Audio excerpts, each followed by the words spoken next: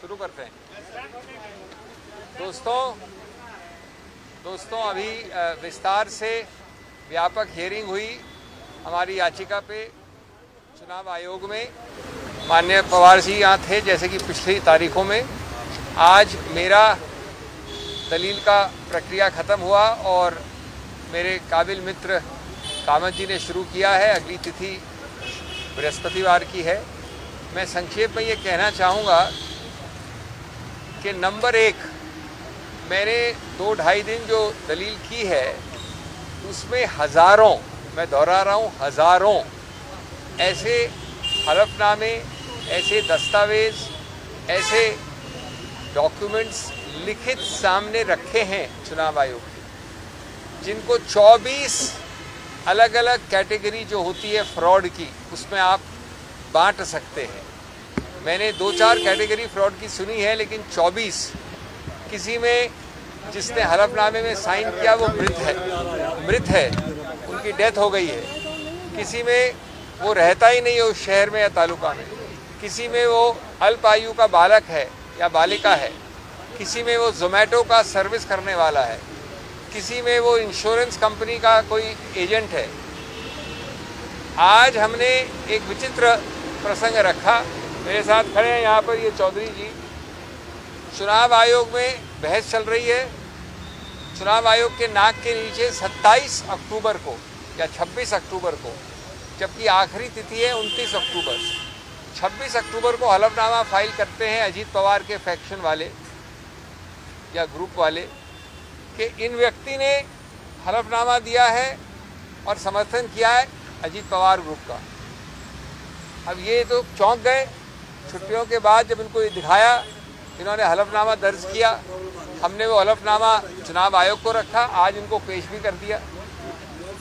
दूसरा बिंदु, हमने कहा कि जो इस प्रकार की बेशर्मी वाली फ्रॉड करता है, बिना सोचे समझे ऊल जलूल जो आता है लिख देता है, फॉर्जरी करता है, उसको किसी रूप से कोई भी रिलीफ नहीं देनी चाहिए।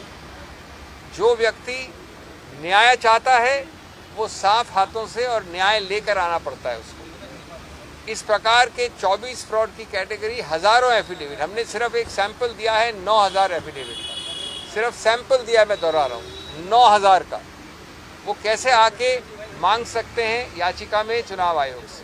तीसरा बिंदु, हमने ये बताया कि चुनाव आयोग को अधिकार क्षेत्र है कि वो मजिस्ट्रेट के सामने फौजदारी मुकदमा शुरुआत करे इस प्रकार के झूठ और मिथ्या प्रचार के लिए, जो परजरी होता है, जो हमारे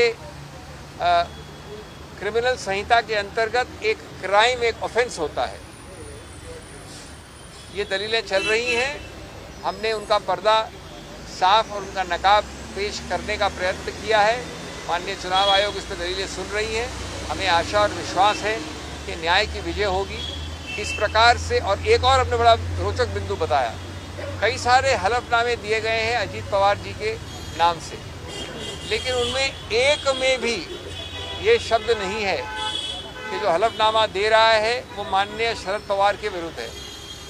इसका मतलब हुआ कि मैं इनके पास गया, मैंने इनसे मांगा हलफनामा, उन्होंने कहा कि मैं अजीत पवार को लीडर मानती हूँ, लेकिन ये नहीं कहा कि मैं अजीत पवार के फैक्शन की समर्थन करती हूँ। किसके विरुद्ध में? शरद पवार के विरुद्ध। ये कहीं नहीं गया है, किसी हलफनामे में शरद पवार के विरुद्ध कुछ नहीं कहा गया है। झूठ मिथ्या प्रचार से इस प्रकार के हलफनामे लिए गए। तो ये चलेगी दलील, और हम आशा और विश्वास करते हैं कि जल्द से जल्द इसका एक निर्णय आएगा, और हम आशा और विश्वास करते हैं कि न्याय संगत होगा और हमारे पक्ष में होगा। Friends, I will ask my friends to speak in Marathi after 2 minutes in English. We have had the continuation of the hearing, which you know I have argued earlier, and I argued for almost 1.5 hours today. My colleague Mr. Kamath is arguing, and will continue on Friday. I want to remind you that we have given a sample, I repeat, a very small sample of just under 9,000 affidavits, divided into 24 purple colored fraud categories. In my life, I have not seen so many diverse kinds of fraud. man is dead, his affidavit is given. A person is a Zomato supplier, his affidavit is given. A person is an LIC agent, his affidavit is given, nothing to do with NCP. A person doesn't live in the district, their affidavit is given. Person is 10 years, 12 years, minor, their affidavit is given. Complete, shameless fraud. The second aspect is that not one of the affidavits submitted by the opposite side says a word against Sharad Pawar. Many of them say that we recognize Ajit Pawar as a leader, but not one affidavit is asked the question, in comparison to whom? In comparison to Sharad Pawar. Are you not supporting Sharad Pawar and supporting Ajit Pawar? Not one affidavit says so. Thirdly, we have shown that the Election Commission has the jurisdiction and should file a criminal complaint for such open forgery and fraud, which is their power under the IPC, and we have requested them to consider filing that. This is nothing but an afterthought. It is a non-maintainable, false, frivolous, vexatious petition. It should be dismissed at the threshold with costs against these people. Thank you very much. Ajit Pawar के राष्ट्रीय अध्यक्ष पद को लेके Sorry, इनका मैं बता दूं आपको. Very strange thing happened that this gentleman is Pratap Chaudhary. Under the nose of the Election Commission, hearing is going on 26th of October. On 26th of October, under the nose of the Commission, the other side files an affidavit saying this man supports Ajit Pawar. He was shocked. He has filed an affidavit saying, I know nothing about this. I never supported Ajit Pawar against Sharad Pawar. I am a strong, staunch supporter of Sharad Pawar. The poor man comes to the commission. He files an affidavit.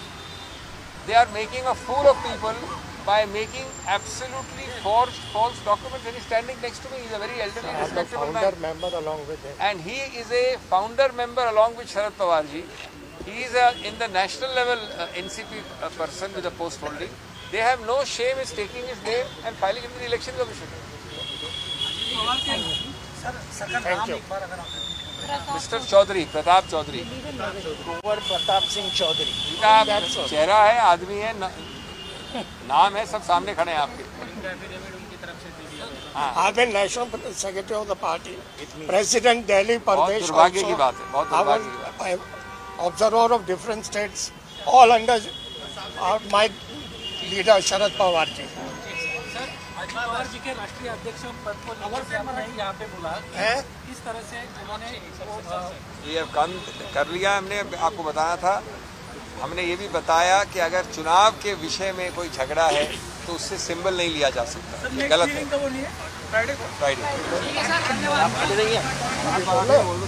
Marathi में कौन बोलेगा?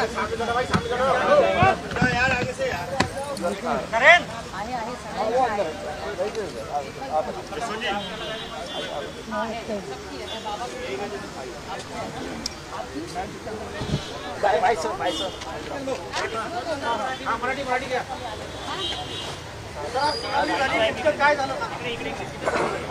अभिषेक मनु संघवी.